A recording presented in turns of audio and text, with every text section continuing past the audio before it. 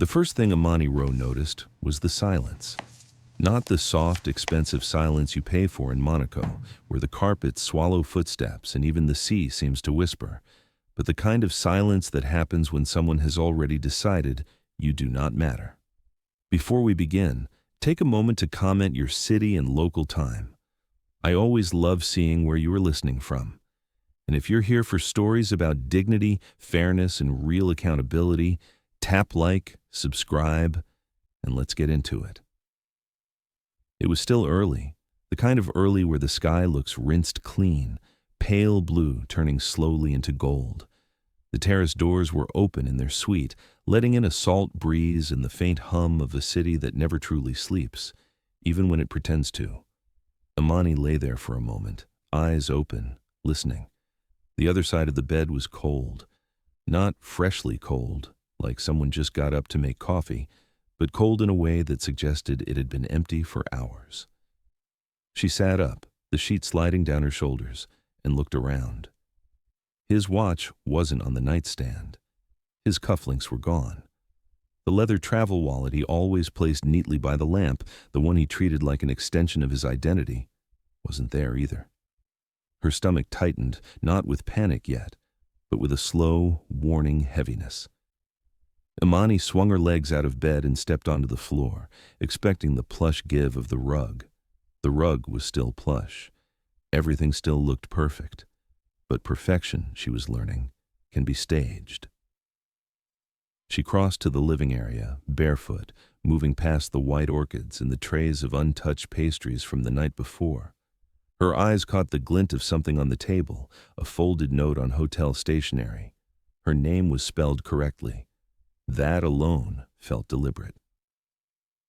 Imani, I'm leaving early. We're done. Don't make a scene. You'll be fine. G. That was it. No explanation, no conversation, no decency. Just a clean cut, like he was severing a thread he'd grown tired of holding. She read it twice, not because it was hard to understand, but because her mind refused to accept something so small could contain something so cruel. She set the note down with care, as if it might bite. Then she did what any sane person would do. She reached for her phone. No service. She tried again. Still nothing. Wi-Fi. The hotel network wouldn't connect. A small detail, a simple inconvenience, except her instincts were already awake now, sharp and cold. Imani walked to the suite door, picked up her key card from the console, and stepped into the hallway. The lift took its sweet time arriving. When the doors opened, she caught her reflection in the mirrored wall. Barefaced, hair tied back, wrapped in a robe that cost more than most people's rent. And still, she looked like someone who might be asked quietly what she was doing here. She pressed the button for the lobby. The lift doors closed. The ride was smooth. Too smooth for what her chest felt like. When the doors opened downstairs, the lobby greeted her with marble and calm. A fountain trickled. Someone laughed softly near the bar. A couple strolled past with shopping bags like they had never heard the word consequences. Imani approached the front desk. The receptionist smiled at first, professional, polished. Then the smile faltered when the receptionist checked the screen. Oh, Ms. Rowe. The way she said it was different now, careful. Yes, Imani said, keeping her voice steady. My key has stopped working. The receptionist tapped again, frowning. I'm so sorry, Ms. Rowe. There appears to be an issue with the reservation. What issue? The booking has been terminated. Imani blinked. Terminated by who? The receptionist hesitated, then glanced to the side as if checking who was watching. By Mr. Whitlock. There it was, not just left, canceled, erased. Imani rested her hands on the counter. I have personal belongings in that room. Of course, we can arrange retrieval. The receptionist's tone softened, but not in a kind way. In a way that meant, please don't turn into the stereotype I've already assigned to you. Imani inhaled slowly. And my charges? The receptionist swallowed. There is a balance remaining. That can't be right. It was prepaid. It was prepaid, the receptionist said quietly, but the payment has been reversed. Imani felt the words land like a slap. Reversed, not disputed, reversed, like she never existed on the ledger at all. She reached for her purse, pulled out her bank card, and slid it across the counter. Run it, the receptionist did. The machine beeped, declined, again, declined. Imani tried a second card, declined, a third, declined. The receptionist's eyes flickered, and it wasn't sympathy now.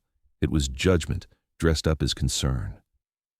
"I'm sure there is a misunderstanding," the receptionist said, already shifting into the tone people use when they want you to leave quietly.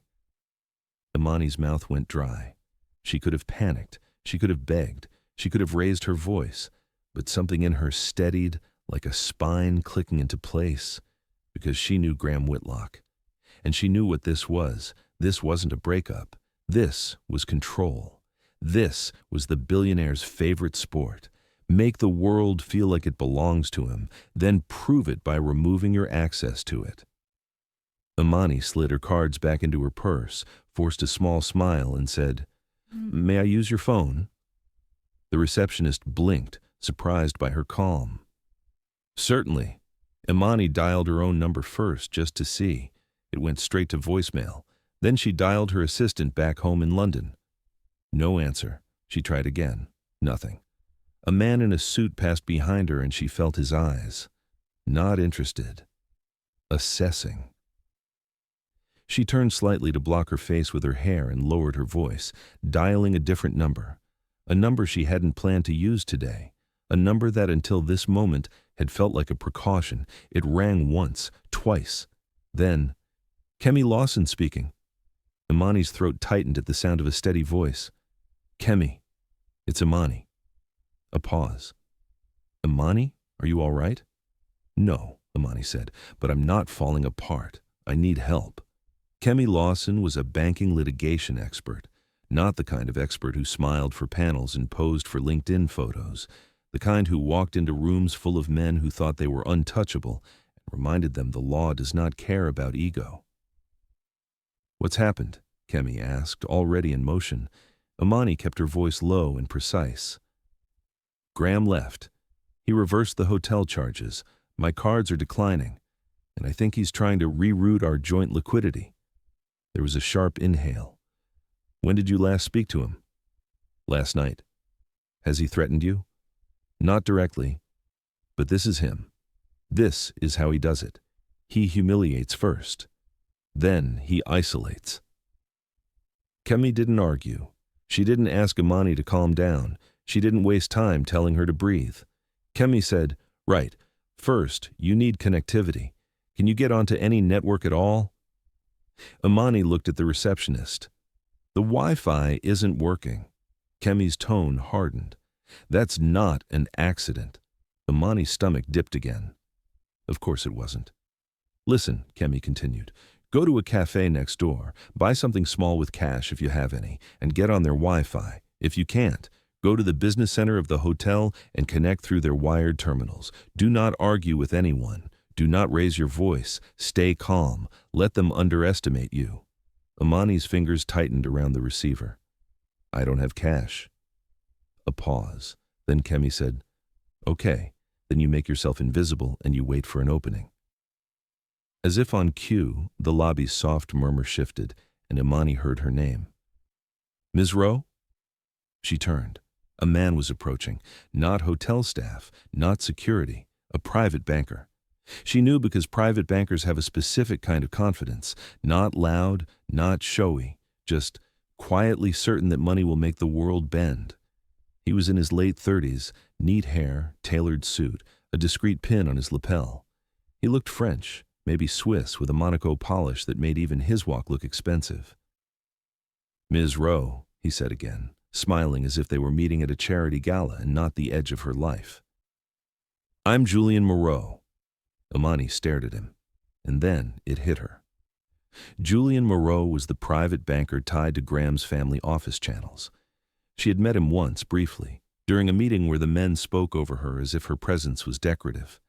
Julian nodded politely, then continued. I'm sorry to intrude. I tried to reach you earlier. How did you find me? Imani asked. Julian's smile tightened. We have your contact details on file. There's a matter requiring authorization. Imani felt Kemi's voice in her ear, like a warning bell. She covered the mouthpiece. Kemi, he's here. Julian Moreau. Kemi's response was immediate and low. Do not say anything you don't want recorded. Put him on speaker if you can, and note everything he says. Most importantly, get him to confirm why he needs you. Imani took a breath, then lifted her chin, facing Julian. Yes, she said. What matter? Julian's eyes flicked around, cautious now. It concerns the mandate on the liquidity facility. Imani held his gaze. Which mandate? Julian hesitated for half a second, then said it, as if speaking it made it true. The joint liquidity arrangement. The family office is requesting a reroute of funds through an alternative channel. We require confirmation. Imani's pulse thudded. He didn't say Graham.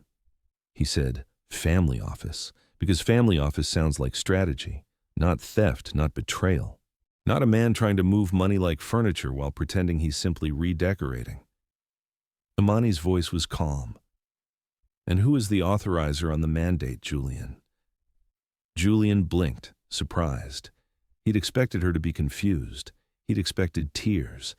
He'd expected to speak to her like a problem to be managed.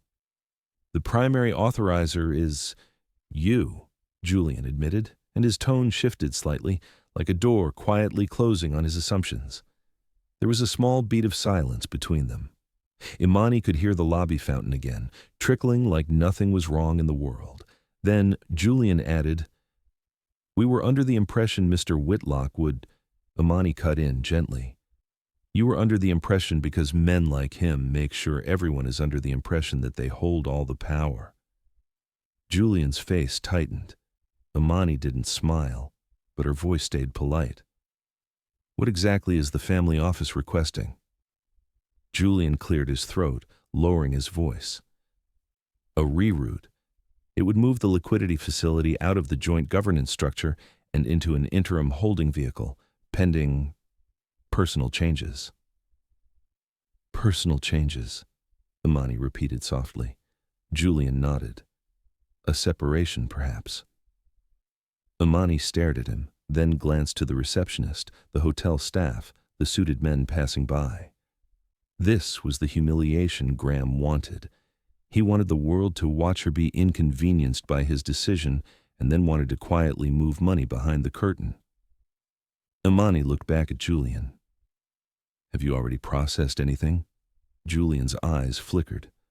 Not without authorization. Imani nodded slowly. Good.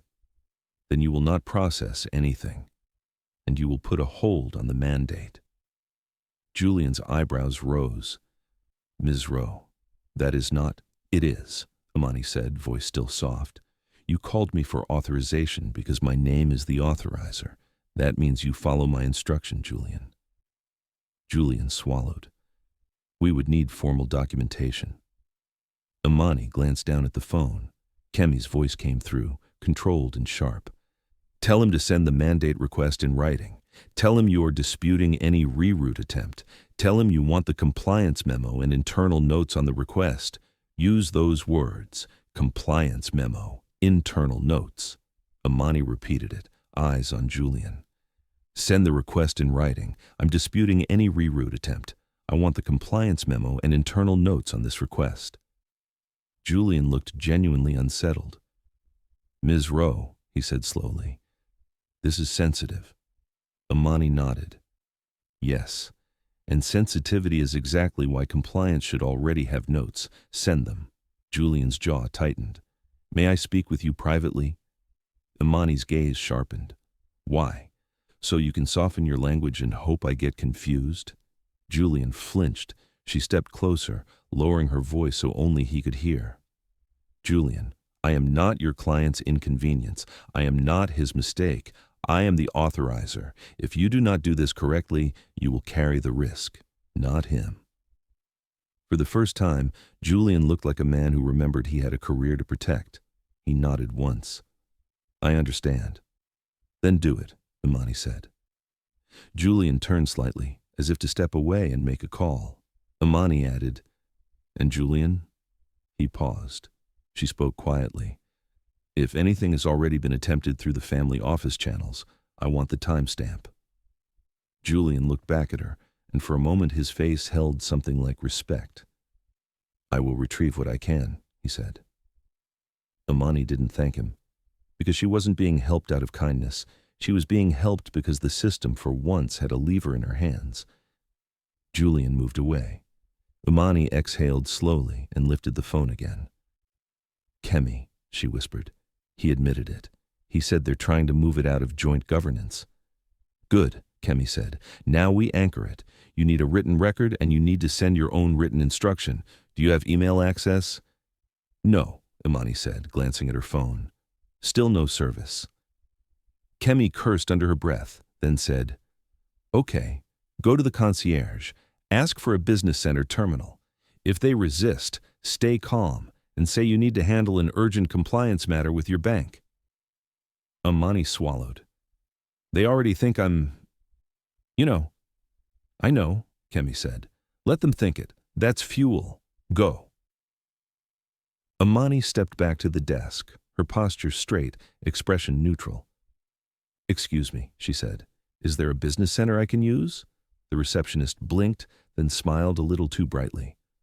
Of course, Ms. Rowe. Right this way.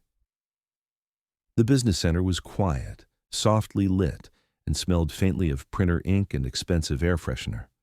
A small row of terminals sat along a wall. Imani sat, logged in, and finally felt the relief of a screen that connected. Her email opened, and immediately her stomach dropped. Dozens of notifications, bank alerts, security alerts, login attempts. Imani clicked one. It was from a financial platform she recognized, the one they used for a portion of their joint holdings. There had been an attempt to change contact details, her contact details, changed to a family office alias. She opened another, a request to add a new signatory. The request had been initiated, not completed. Not yet. She sat back, the chair creaking softly. Graham hadn't just left her in Monaco. He'd left her in Monaco as a distraction, a stage, a bright, glamorous place where abandonment looked like gossip, not strategy. She could almost hear him, calm and certain, telling himself this would be easy. Because who would believe her? Because who would side with her? Because who would think the black woman in the luxury suite wasn't just along for the ride? Imani's hands hovered over the keyboard. Kemi's voice was firm through the phone now, like a hand on her shoulder. Email the bank directly. Use formal language. State you do not authorize any reroute, any mandate change, any signatory addition. State you suspect unauthorized instructions have been attempted. Ask them to freeze pending investigation. Imani began typing. Her fingers didn't shake. Her heart did, but she let it shake silently. She wrote the email, careful and clean. Then she sent a second email to her solicitor back in London, then a third, to a compliance inbox she found buried in a previous chain. Then she took screenshots of every alert, every timestamp, every request. She was building a wall, brick by brick, out of evidence. In the middle of it, a new email arrived, from Julian Moreau. Subject, Mandate Authorization Query, Urgent.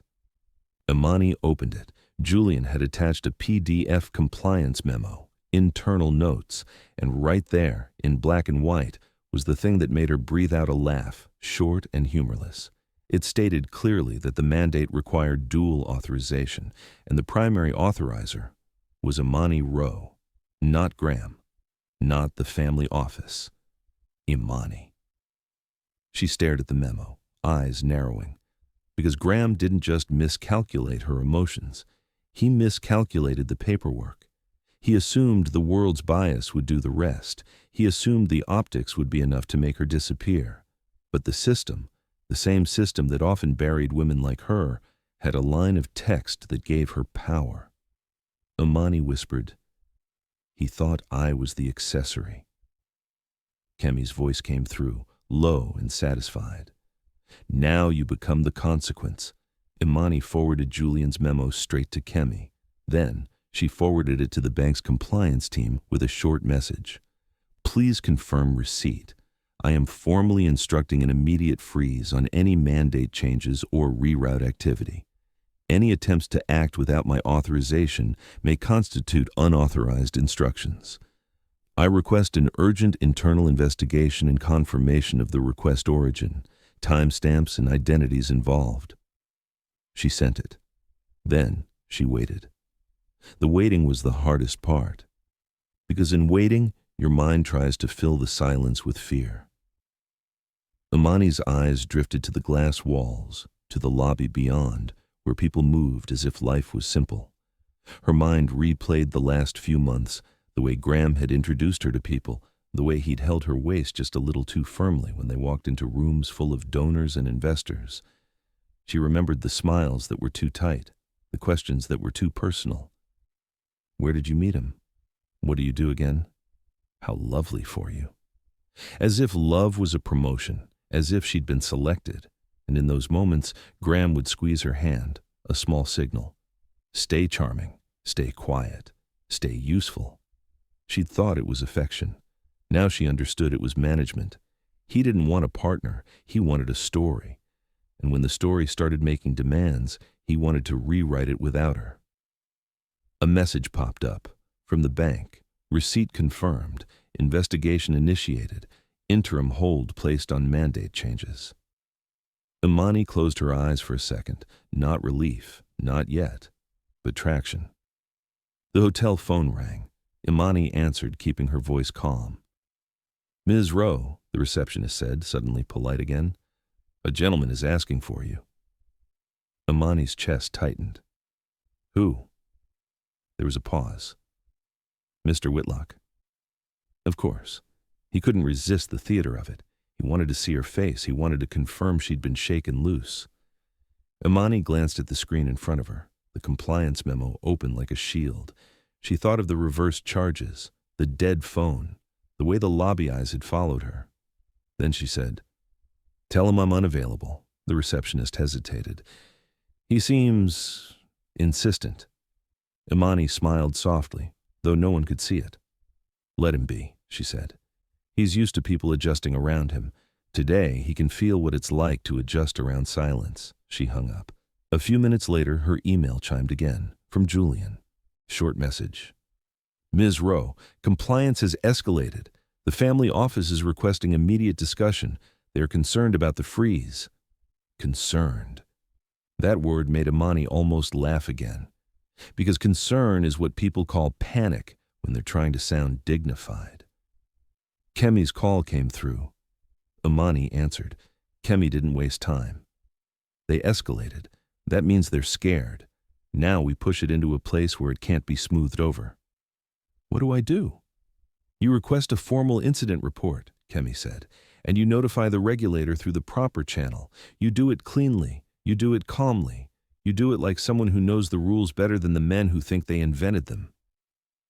Imani swallowed. Won't that make it bigger? Kemi's voice was steady. It already is big. He just wanted it to be quiet. Quiet is his weapon. Noise is yours, but only the right kind of noise. Official noise. Imani stared at the screen again. She thought of all the women who'd been told they were too emotional, too dramatic, too difficult, when really they were just refusing to be cheated in silence. She opened a new draft. She wrote carefully. She attached Julian's memo. She attached screenshots of the attempted changes. She included dates, times, and a simple statement. I believe unauthorized instructions were attempted through family office channels to reroute joint liquidity without required authorization. I request formal review and confirmation of all parties involved. Then she sent it to the regulator contact Kemi provided. And for the first time since she woke up, the silence in her chest shifted. It wasn't fear now. It was focus. At that moment, a new email came in, from Graham, not through the bank, not through lawyers, direct. Subject, don't do this. Imani stared at it. She opened it. Imani, be sensible. You're embarrassed and you're reacting. You don't understand how this works. You'll make yourself look foolish. Stop." She read it twice, not because it was long, because it was revealing. He didn't say sorry. He didn't say, "Let's talk." He said, "You don't understand." That was the core of him. The belief that his world was too complex for her to grasp, even when she was the one holding the mandate. Imani replied with one sentence, "I understand exactly how it works. That's why it's frozen." Then she closed her laptop for a moment and let herself breathe. If you've ever had someone underestimate you because of how you look, where you come from, or what they assume you should understand, drop a comment with, "I've been there. I read them, and I promise you, you are not alone." The next few hours moved like a slow storm. Emails from compliance, calls from Kemi, Julian requesting clarification, the family office asking for a meeting. Imani said no. Not because she was stubborn, but because she understood what meetings were for in that world. Meetings were where things got blurred, where tone became the argument, where powerful people used charm and exhaustion to make you agree to something you'd regret later. Imani kept it on paper. She kept it time-stamped. She kept it official. At midday, she finally stepped outside. The sun was bright now, bouncing off yachts in the harbor like 1,000 tiny mirrors. She walked along the water, not because she was sightseeing, but because she needed to feel the world remain steady beneath her feet. She passed cafes full of laughter, past designer boutiques, past men in linen shirts talking loudly about deals. She could feel their gaze sometimes, the quick glance that assessed her as either rich or rented. She lifted her chin and kept walking. Because she wasn't here to be seen as an accessory anymore. She was here to be seen as an authorizer. Her phone buzzed. Service, finally. A missed call. From an unknown number, then another call, immediately after. Imani answered, a man's voice, tight and controlled. "Imani." She didn't respond. He exhaled sharply. "You're making this ugly." Imani's voice was calm. "You made it ugly when you tried to move money behind my back and left me to deal with the fallout." "You're overreacting." "I'm reacting appropriately," she said. "You're going to ruin yourself," he snapped. "Do you know what people will say?" Imani paused, and in that pause, she realized something. He wasn't afraid of losing her. He was afraid of losing the narrative. He was afraid of the world seeing him as a man who got caught. Imani said, "I'm not worried about what people will say. I'm worried about what the documents will show." Graham went quiet. Imani continued, voice gentle, almost bored. "You reversed charges, you cut access, you initiated changes through your family office, and you assumed I'd be too embarrassed to fight back. You were never supposed to be the authorizer," he hissed. Imani felt heat rise in her chest, not rage, but something sharper. Truth. She said, "But I am, and you signed it." He swore under his breath. "We can fix this privately." "No," Imani said, "because private is where you keep things that would shame you in daylight." A long silence. Then, softer, he tried a different tactic. "Imani, you know I cared about you." Imani almost smiled, not because it was funny, because it was predictable. She said, "If you cared, you wouldn't have needed to steal quietly." She hung up, not dramatically, just clean, like closing a file. Later that afternoon, Kemi called again. "It's done," Kemi said. "The bank has frozen the mandate changes. Compliance has flagged the family office instruction trail. The regulator has acknowledged receipt. They're on notice." Imani leaned back against a stone wall, overlooking the harbor, the sun warm on her skin. "What happens to him?" she asked. Kemi's voice was calm.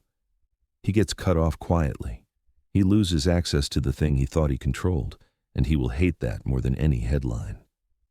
Imani let the words sink in. Then she asked, "And me?" Kemi didn't hesitate. "You walk away with your dignity intact, and you build whatever you want from this." Imani looked out at the water. It shimmered like nothing in the world had ever been unfair. she whispered. He left me here to break me.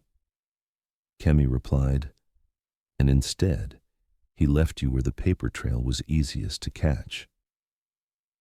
That evening, the hotel called again. This time, the receptionist sounded different, almost apologetic.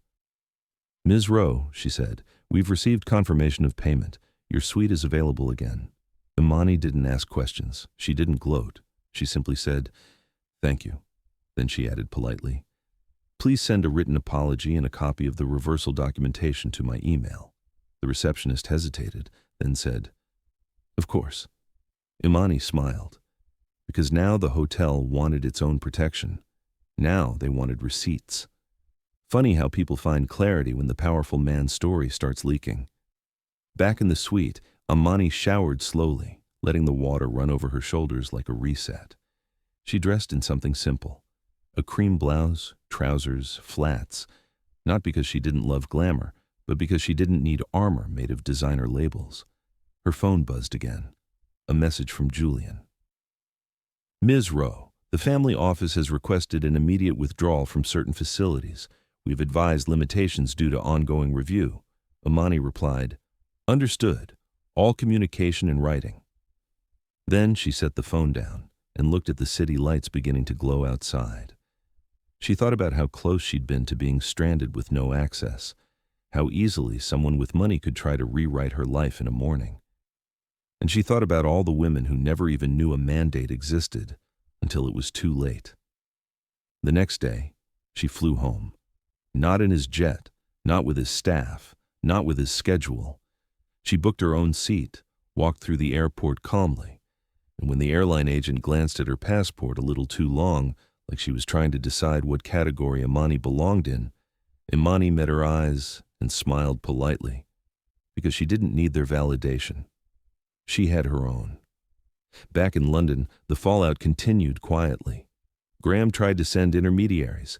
A mutual friend called, a voice awkward, saying, he's just stressed, you know how these men get. Imani replied, men don't get stressed, they get exposed. A PR person reached out, offering to smooth everything over. Imani asked them, what exactly are you smoothing? Fraud? They didn't reply after that. Kemi filed formal letters. The bank confirmed the freeze was in place. The family office was forced to retreat, not because they felt guilty, but because they could feel the regulatory eyes turning in their direction. And Julian, the banker who had called the wrong person, sent one final message. Ms. Rowe, I apologize for any distress. For what it is worth, you handled this with exceptional clarity. Imani stared at it for a moment. Then she typed back, thank you. Next time you assume someone doesn't understand, check the mandate first. Then she left it there. Months passed, not quickly. Healing never does. There were nights Imani woke up replaying that morning in Monaco, the cold side of the bed, the note like a slap, the way the world's bias had tried to do the work for him. But every time the memory tightened around her, she reminded herself of the moment Julian said it out loud. The authorizer is you. She started speaking to women quietly at first. Friends, colleagues, women in finance who'd learned to laugh off being excluded from meetings where their own money was being discussed. She told them what she wished someone had told her earlier. A mandate is not romance. Access is not love. A joint arrangement is only joint if the paperwork says so. And if it doesn't, you are not protected by feelings. You are protected by signatures. She built a program, not a fluffy empowerment seminar with slogans and selfies. A practical, sharp, clear program. She called it Mandates and Access. It taught women how to read their own documents, how to understand signatory rights, how to set dual authorization, how to keep independent connectivity, how to store copies of key agreements, how to question bankers with confidence. And she made one rule non-negotiable. Never let anyone make you feel ashamed for asking, where is it written? Because shame is how they keep you quiet. The program grew. Word spread. A woman in Manchester wrote to her saying, I didn't know I was only a beneficiary until you explained the difference. A woman in Birmingham said, I asked for a compliance memo and watched them change their tone in real time. A woman in London said, "My husband called me paranoid. Now he calls me prepared." Imani read every message, not because she needed praise, because each one was proof that what happened to her had become something else, a tool, a shield, a door. One day, Kemi met her for coffee and slid a folder across the table. Imani raised an eyebrow. "What's that?" Kemi's mouth curved slightly. "A sealed compliance report. It came through a back channel. Someone wants you to see what else the family office has been doing." Imani's fingers rested on the folder. She didn't open it yet, because she understood the weight of what that could mean. Kemi added, "You don't have to chase it." Imani looked up, eyes steady. "But if they've done this to others?" Kemi nodded. "Exactly." Imani sat back, breathing slowly. The story that began with a man leaving her in Monaco with nothing had ended with her holding something even bigger than money. She had leverage, she had knowledge, and she had a calm, quiet anger that didn't burn out. It built. Imani didn't chase revenge. She didn't need to, because the most satisfying justice isn't always loud. Sometimes it's quiet. A mandate frozen, a channel closed, a powerful man realizing, too late, that he bet on your silence and lost. And in the end, Imani Rowe didn't just survive what he tried to do. She turned it into a blueprint, so the next woman wouldn't have to learn it in a lobby full of marble and judgment, so the next woman could look a banker in the eyes and say, politely, confidently, "Who is the authorizer?" and mean it. As we close, let this be the takeaway. Never confuse access with affection. Never confuse lifestyle with security. And never let anyone make you feel small for protecting what is yours. Because people who plan in secret rely on one thing. They rely on you not knowing where the power is written down. Now you do. If this story moved you, share it with someone who needs the reminder. And tell me in the comments, have you ever had to stay calm while someone tried to play you small?